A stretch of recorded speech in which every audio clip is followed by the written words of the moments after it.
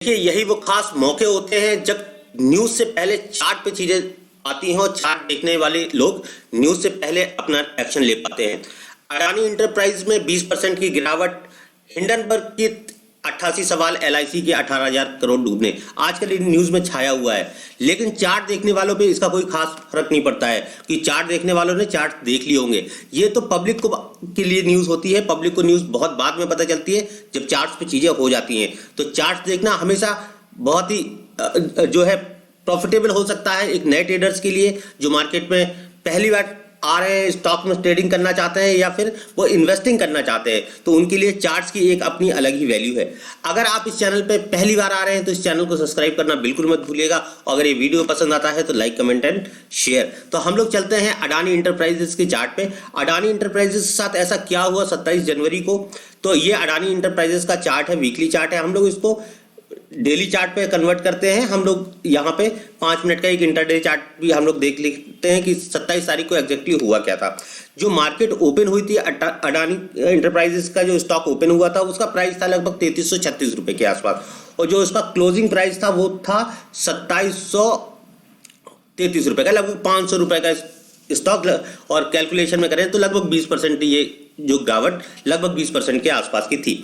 तो ये 20% की जो गिरावट आई है मार्केट में, सडन गिरावट थी। क्या रिटेलर्स को पता नहीं था इसके बारे में, या चार्ट देखने वालों को पता नहीं था, या फिर न्यूज में आने के बाद चीजें इस तरह से होने लगी? देखिए, जब भी रिटेलर्स, अडानी एक ऐसी कंपनी है जहां पे बहुत सारे लोग इन्वेस्टमेंट करते हैं। अडानी, देखिए, अडानी एक ऐसी कंपनी है जहां पे बहुत सारे लोग इन्वेस्टमेंट करते हैं, क्योंकि अडानी के अक्सर कोई ना कोई आईपीओ आते रहते हैं, कोई ना कोई एफपीओ आते रहते हैं।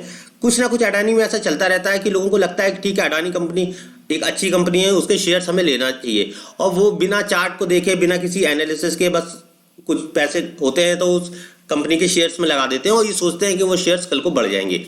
लेकिन टेक्निकल एनालिसिस ऐसे टूल है, टेक्निकल एनालिसिस के बिना अगर आप शेयर मार्केट को करने की कोशिश कर रहे हैं या शेयर मार्केट को कर रहे हैं तो आप समझ लीजिए आप अपने पैसे को डुबोने का पहले से इंतजाम कर रहे हैं।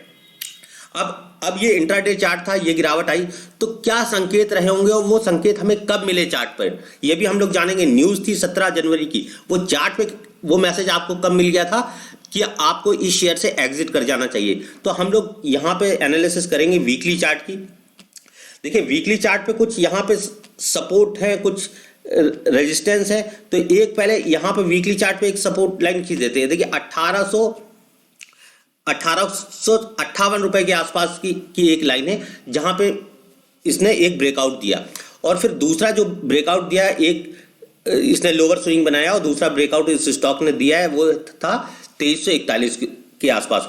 और फिर नया एक जो हाई इसने बनाया, और वो नया हाई इसने जो बनाया वो बनाया था अपना 3700 के आसपास। और ये 3700 का जो ब्रेकआउट था, ये ब्रेकआउट बड़ा इंपॉर्टेंट ब्रेकआउट था। यहाँ पे चार्ट फंसने वाले भी लोग जो है वो कंफ्यूज हो सकते हैं, क्योंकि ये वीकली चार्ट पे ब्रेकआउट का लेवल था, लेकिन ये ब्रेकआउट सस्टेन नहीं कर पाया। ठीक है, अगर कोई ब्रेकआउट सस्टेन नहीं कर पाया है, लेकिन चार्ट पे कुछ तो ऐसी चीजें दिखी होंगी कि जहां पे एक प्रो ट्रेडर्स या एक ऐसा ट्रेडर्स जो चार्ट को समझते हैं वो उस स्टॉक्स में अपनी एक लाइन ऑफ कंट्रोल खींच लेंगे, उस स्टॉक से निकलने की प्लानिंग बनाने लगते हैं कि हम इस स्टॉक से इस लेवल पे निकल जाएंगे। देखिए, यहाँ पे एक ट्रेंड था, किसी भी चार्ट पे ट्रेंड लाइन बहुत इंपॉर्टेंट होती है। यहाँ पे एक कॉन्टिन्यूसली ये ट्रेंड था, ये जो ट्रेंड था, हम यहाँ पे एक ये ट्रेंड लाइन खींच लेंगे और दूसरी एक और ट्रेंड लाइन खींचेंगे, क्योंकि ये ट्रेंड लाइन तो हाल ही की ट्रेंड लाइन है। हम यहाँ पे एक ट्रेंड लाइन यहाँ पे भी खींचेंगे, इसको हम लोग ट्रेंड लाइन एक करते हैं ड्रॉ। देखिए, इस लेवल की ये जो ट्रेंड लाइन है, इस लेवल की ट्रेंड लाइन है। ये चार्ट पे आप एनालिसिस करते हैं तो आपको समझ में आना चाहिए। और दूसरी चीज, इस स्टॉक ने जो है ना कभी भी अपना वीकली चार्ट पे लो ब्रेक नहीं किया था। यहाँ पहली बार हुआ है कि मार्केट ने यहाँ पे एक रिट्रेसमेंट किया और साथ में अपना लो भी ब्रेक कर दिया। आप यहाँ पे देखेंगे इस लेवल पे मार्केट ने लो नहीं ब्रेक किया। वो मैं कहाँ पे मार्केट ने लो नहीं ब्रेक किया, उन लेवल्स को मैं थोड़ा सा यहाँ पे मार्क करूंगा।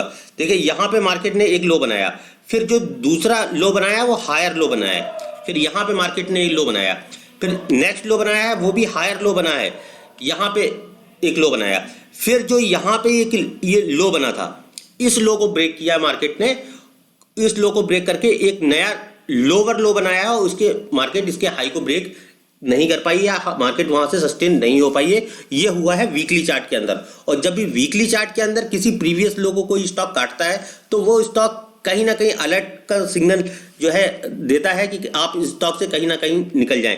तो इस स्टॉक से जो निकलने के इंपॉर्टेंट लेवल थे वहां पे हम लोग हॉरिजॉन्टल लाइन डालेंगे 3800 के आसपास के 3800-3900 के आसपास के वो लेवल्स थे जहां पे इस स्टॉक पे एक सिग्नल आया था कि वहां से आप वहां से एग्जिट कर जाए। और ये सिग्नल्स जो आ चुके थे वो सिग्नल्स आ गए थे दिसंबर के महीने में 12 दिसंबर के आसपास।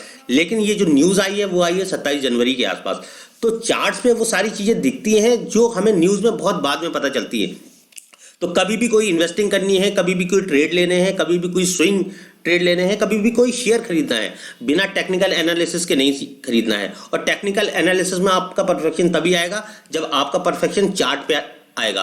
चार्ट पे इंडिकेटर का यूज करना, चार्ट्स को देखना, चार्ट्स पे डिमांड जोन और सप्लाई जोन को करना, चार्ट्स के ट्रेंड समझना, ये सब चार्ट्स के टेक्निकल एनालिसिस टूल्स के पार्ट होते हैं। और इन सब में परफेक्ट होने के लिए मेरे चैनल को सब्सक्राइब करना बहुत जरूरी है। अगर ये वीडियो आपको पसंद आता है तो इस वीडियो को कर दीजिए लाइक, और चैनल को नहीं किया है सब्सक्राइब तो अभी कर लीजिए, क्योंकि चार्ट्स के बिना ये स्टॉक मार्केट नहीं चलती है। बहुत बहुत धन्यवाद।